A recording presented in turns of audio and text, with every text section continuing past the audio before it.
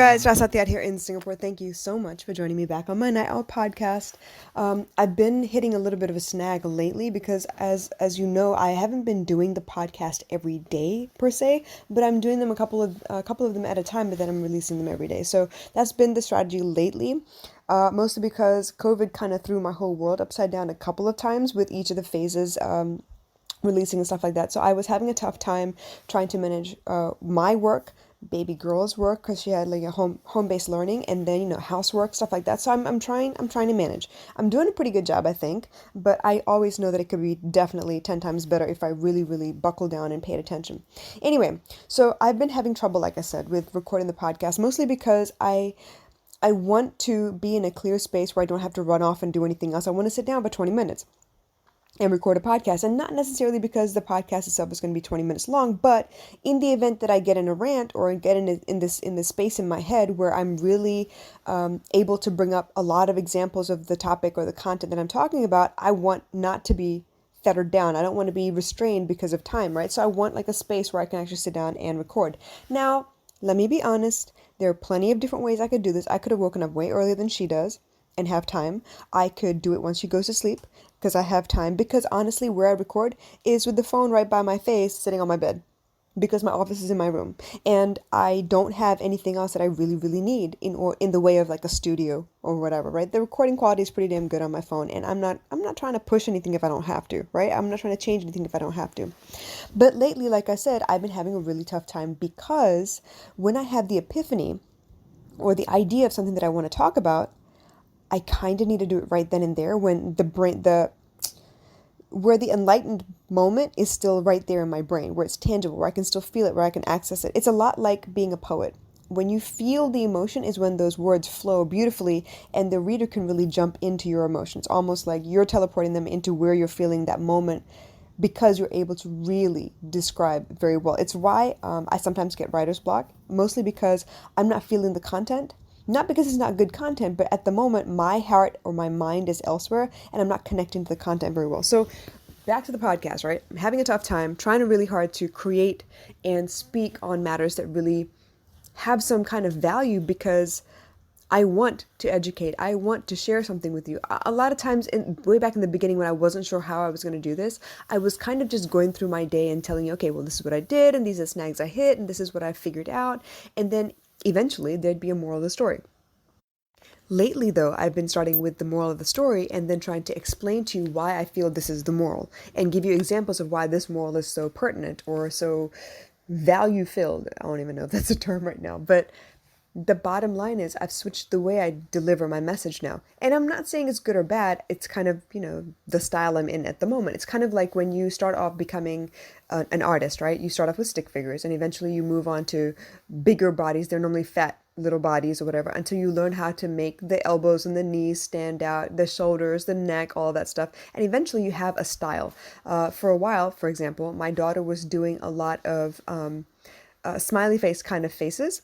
Eventually, she moved into manga because she really liked the way that they were drawn. The Japanimation style of the eyes with the light glinting off of their eyeballs, like all of that stuff. She really enjoyed it. So right now, that is her style. Eventually, it will move into, I don't even know what to call it, but I don't know if you know anything about the My Little Ponies who turn into Equestria Girls. It's the way the cartoon is drawn. She really likes the way that the figures look, the eyes, the shape, the proportion of the eyes to the rest of the face, all of that. She really loves that, and it's working out for her. But the point is, she started in one style. She eventually evolved, and the style changed with time. Same thing with the podcast. I started off really simple. It was just a rundown of what I did today, so I can say that, hey, this is what I'm doing. I'm building a business. It's not easy, but this is what I figure I'd work on today. Eventually, it's more like, all right, well, what topic am I going to teach you about? Because all of what I teach has to do with emotional intelligence. And guess what? Anywhere there are people, you're going to need a little bit of emotional intelligence. You're going to need people skills to be able to deal with them. So back to the problem at heart.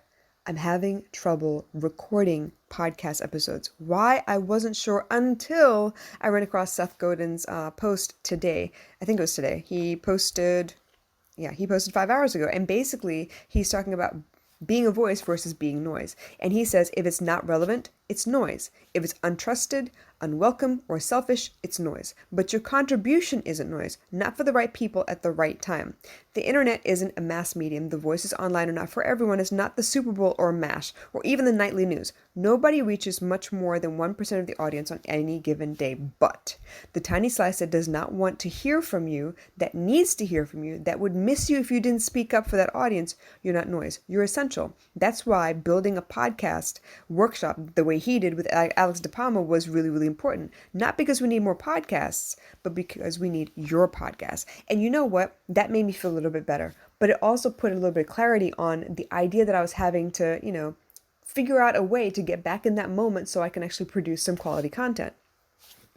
I know now that I kind of need to gather my thoughts before I do a podcast. A lot of times I'll sit here with the phone in my hand with, the voice recorder open, but not even on yet because I'm trying to collect my thoughts. I'm trying to figure out what it is that I want to say today. And a lot of that begins with, well, what is the title going to be? What do I say about the title? Sometimes I have a title in mind and it becomes a lot easier to actually create the podcast. Sometimes I get going and by the end of the podcast, I kind of have a better idea of what the hell I'm trying to say. What was the moral of the story in like 2 or 3 words? I'm trying not to make it any bigger than 5 words. I don't want it to be a sentence. I want it to be small enough for you to be like, oh, cool. And then be like, well, wait, I want to know exactly what that means though. So today's episode is going to be a voice or a noise or something to that effect. Anyway, the point being that it took me a while to figure out what the problem was. And of course, I always scroll through with an open mind, hoping that I get something that sparks my interest, or at least something that's a conversation starter, or even something that I can kind of dig into and research more. It's how I kind of test my inspiration and my curiosity at the same time. So I had a couple of podcasts that I had recorded before I started this episode. And it was when I saw Seth Godin's episode that I realized why I didn't like the episodes that I had recorded previously. There were about 3 episodes that I just deleted. All 3 of them were about 15 to 17 minutes long. And I thought they were pretty good, but then listening back to them, I was like, what the hell was I talking about? It just sounded like noise. Because I didn't feel good about the message and it didn't seem like it was an effective form of communication. I kind of was like ranting. I deleted them. So this is why I keep checking myself. A lot of times I don't get the feedback that I would like to get until way later. And by then I've already done the podcast. It's been like a couple months since I released it and people are starting to catch up. So in the meantime, what I'm trying really hard to do is to create the relevant content and stay in that mindset where I had the epiphany so I can actually give you the epiphany that I had, or at least nail it down to a voice recording so I can reach it again later. I hope this makes sense, you guys. And I love the fact that I can actually tell you that I screwed up and I threw out a bunch of stuff that I had created instead of keeping it. I mean, honestly, I could have kept it and taken out snippets of it. It wasn't all bad. But like I said, I don't want to edit my audio. I don't want to polish it up and then give you a finished product. I want you to see it raw. I want you to hear me get confused in the middle of it, try and sort out my own feelings, and then show you that, you know what? It happens to me too. I'm not perfect. I'm not a master of anything, but I will tell you this. I'm a really good practitioner because I do it a little bit every day. So if you have any other questions about my podcast or how I come up with topics or how do I continue creating every day, please hit me up. I would love to share. But in the meantime, you guys, stay open. You never know where inspiration will hit you from. And when it does, try and write it down so you keep it with you. I know that all of us could be enlightened all the time. But the monks and the sages, they are enlightened all the time because they found a way to stay in that moment. And you know what? I'm working on it. We'll see how it goes. I love you guys. I'll catch you soon. Bye.